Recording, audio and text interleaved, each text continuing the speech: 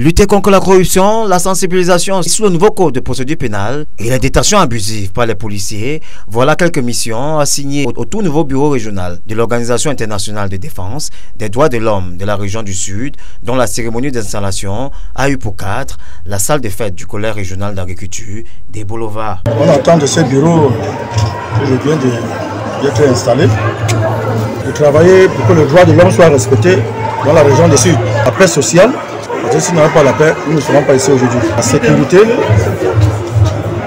et le conflit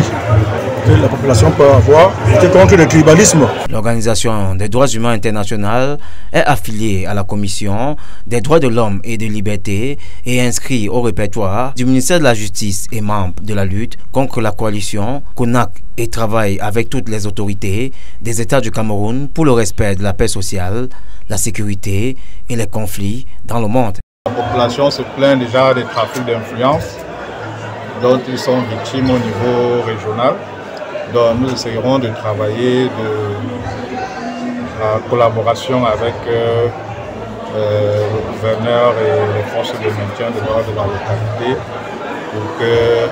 les choses aillent pour le mieux tant avec la population qu'avec l'administration. Pour l'inspecteur général, c'est en 2009 que la DDH internationale, ses représentants de la CONAC sont les bienvenus dans la mesure où ils devront travailler en collaboration avec les autorités administratives afin de lutter contre les maux tels que la contrebande, le détournement des deniers publics, toute chose qui permettra aux populations d'être épanouies. Les missions qui sont les leurs vont en droite ligne des missions cardinales du gouvernement qui ont pour objectif final le bien-être de nos populations. Aussi, nous leur avons recommandé de travailler main dans la main avec toutes les différentes administrations qui leur seront utiles. Nous leur avons demandé d'implémenter au mieux toutes les lois et les règlements en vigueur